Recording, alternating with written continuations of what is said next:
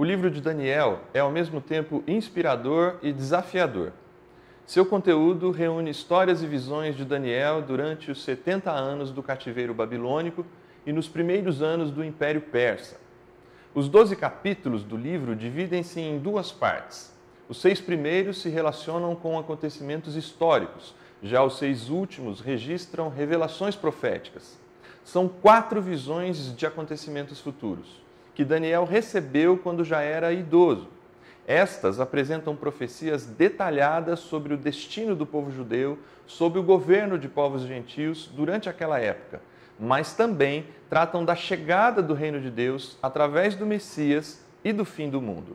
Seu autor, Daniel, nome que significa Deus é meu juiz, nasceu de uma família nobre do reino de Judá, possivelmente no tempo do reinado de Josias.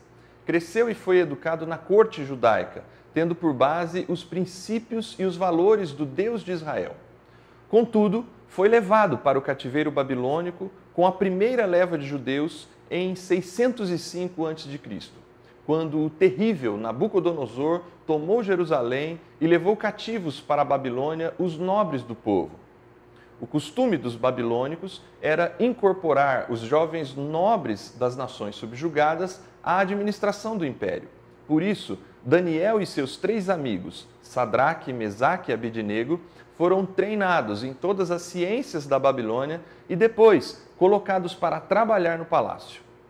Porém, devido à sua inteligência fora do comum e à sua habilidade de interpretar sonhos dadas por Deus, Daniel chegou à posição privilegiada de governador da província da Babilônia e chefe supremo de todos os sábios do império.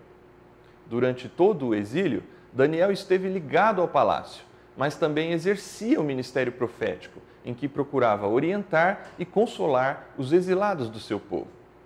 Muitos judeus não conseguiam compreender por que Deus havia deixado o seu povo ir para o cativeiro. Parecia que o Senhor havia perdido as rédeas da história e já não conseguia protegê-los ou que lhes havia esquecido.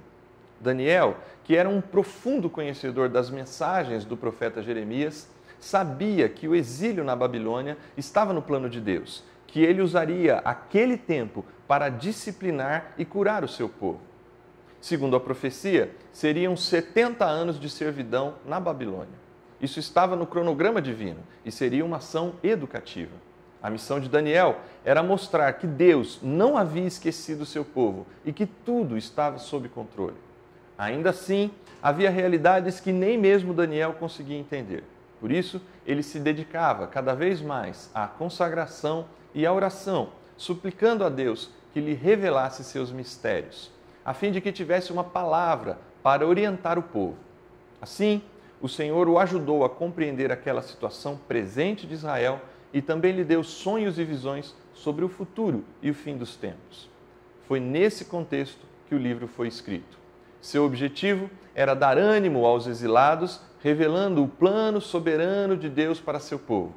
A mensagem central do livro é que Deus governa o mundo. Em todas as eras, em todos os lugares, Ele é o Senhor sobre todos os reinos da terra. Assim, reinos e impérios surgem e desaparecem, mas Deus estabelece seu reino através de seu povo redimido. O livro mostra que os reinos se levantam e caem, segundo o programa de Deus. Ele é realmente o soberano e está dirigindo a história. Em Daniel, vemos que a história não é um trem desgovernado e fora dos trilhos. Deus está no comando. As rédeas da história não estão nas mãos dos poderosos da terra, mas nas mãos daquele que está assentado no alto e sublime trono. Ele já estabeleceu que essa história termina com um final feliz para a igreja, uma vitória retumbante do povo de Deus.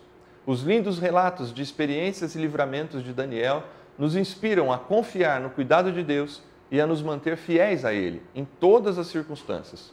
Contudo, é para nós um desafio compreender completamente o significado de suas profecias.